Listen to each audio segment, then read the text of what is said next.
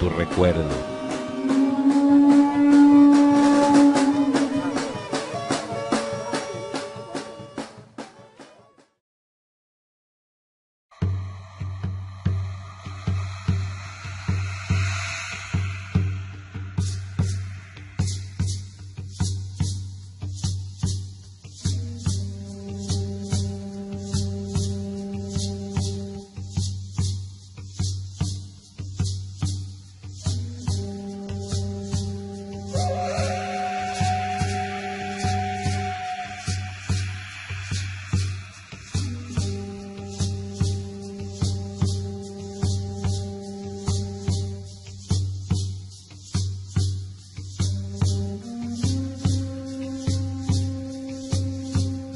Gracias por acompañarnos una vez más en esta labor que ha tomado como una de sus oportunidades de ejercer el bello oficio de educar el profesor Alejandro González Luengas, quien junto con otros investigadores a lo largo de décadas pues han realizado interesantes hallazgos de documentos especializados de esta zona arqueológica del castillo.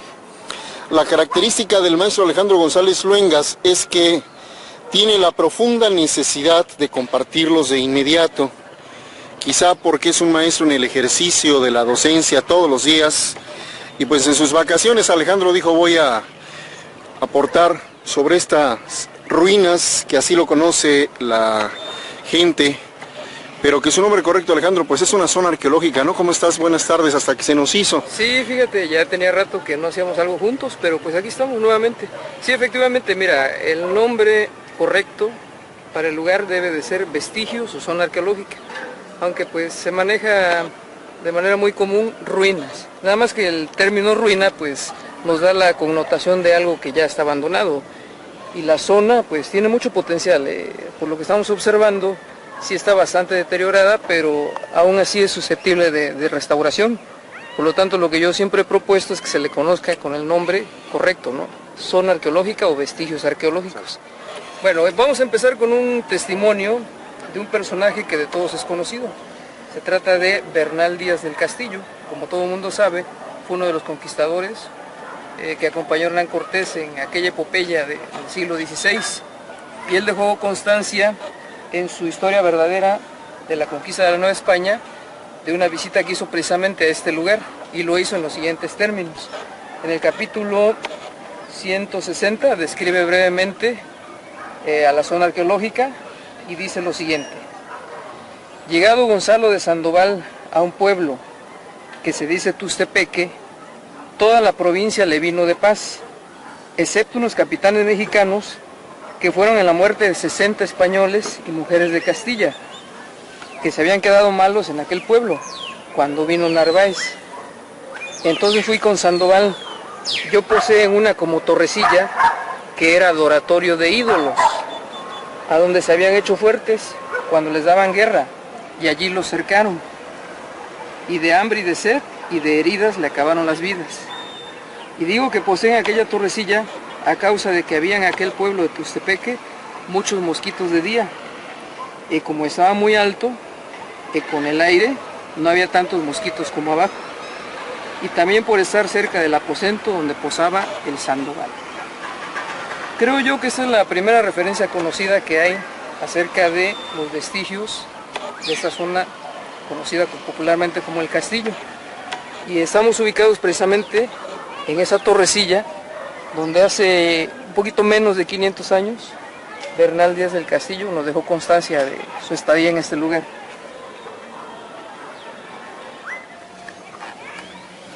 El segundo testimonio escrito se lo debemos al cura don Francisco Caberos y Rendón, quien en 1777 hizo una descripción de la doctrina bajo su jurisdicción, de la que él estaba a cargo, San Juan Bautista Chacaltianguis, y no solamente incluyó información de este lugar, sino también de las comunidades cercanas, figurando entre ellas precisamente la de Tustepeque. Él dejó una breve descripción de lo que es la zona arqueológica del castillo bajo los siguientes términos: Curato de San Juan Bautista Chacaltianguis, provincia de Tamazulapa. Septiembre 22 de 1777 años. También se hallan en este mismo rumbo, a distancia de 1 legua del pueblo de San Juan Tuxtepec, los vestigios de un palacio que dicen que fue de los reyes gentiles, que según se ve fue grande y hecho de piedra, pues aún habiéndose consumido mucha desde su descubrimiento, hay tanta que aunque sacan mucha de ella para hacer cal, tardarán muchos años en consumirle, y se presume, según su suntuosidad, que habrá enterrado algún tesoro.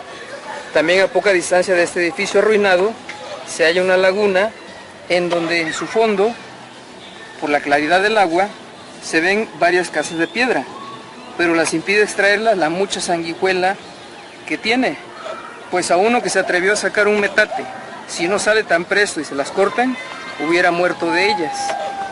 De esta laguna y palacio se decanta mucho a ver en ella tesoros, y los indios atribuyen que la sanguijuela, sea por encantamiento de los gentiles, existe en este lugar. Y este es un común denominador que encontramos en las descripciones coloniales, que los edificios prehispánicos tenían tesoros. Por eso se presenta saqueo en muchas zonas, muchos lugares, no solamente acá, sino en distintas regiones, en busca de esos inexistentes tesoros.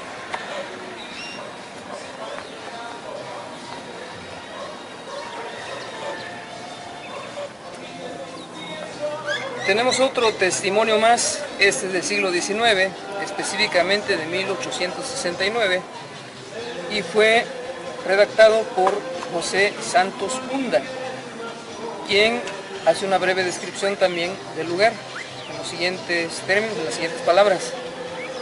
En la cabecera, estamos hablando del distrito de Tuxtepec, a 1/4 de legua de la población por el oeste, existe un montecillo de tierra, que llaman el castillo de Moctezuma. Según la tradición de estos pueblos, era un fuerte avanzado que se utilizaba en tiempos anteriores a la conquista. El día de hoy solo contiene una cueva de algunas varas con dirección al centro del montecillo, que se eleva de la superficie como 30 varas. En unos momentos más vamos a hacer una toma precisamente de esa cueva para que todos tengan la oportunidad de visualizarla.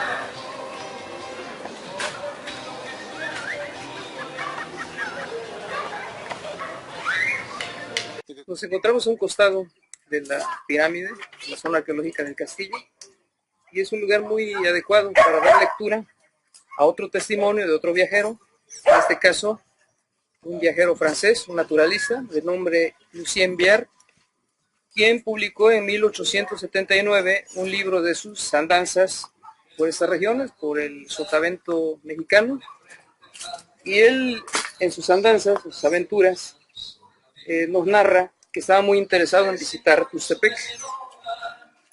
¿Para qué? Precisamente para conocer este lugar donde nos ubicamos ahorita.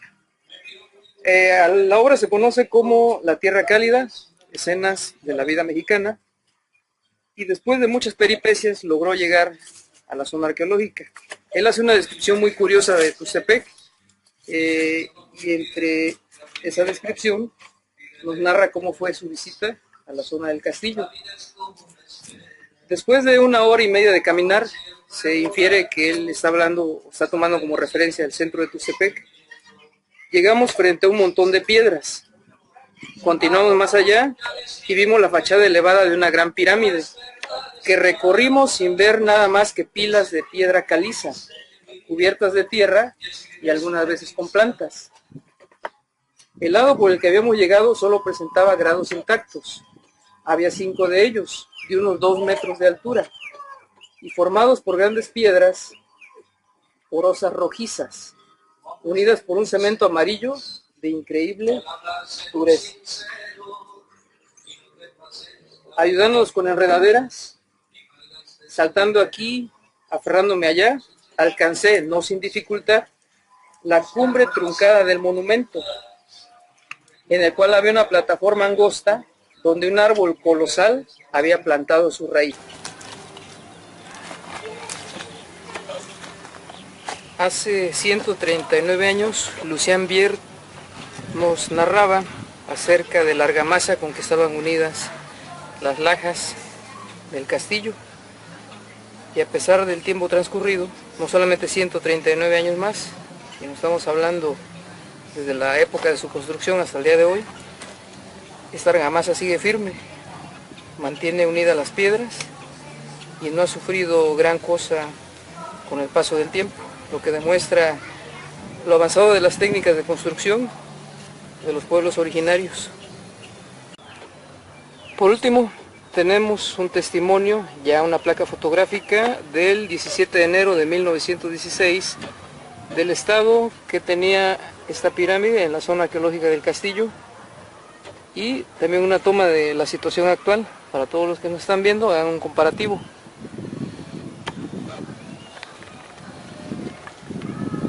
Este testimonio se lo debemos a Enrique Juan Palacios, quien en el boletín de la Sociedad Científica Antonio Alzate hizo una descripción del recorrido y de la exploración de este lugar en la fecha que ya dijimos, 1917.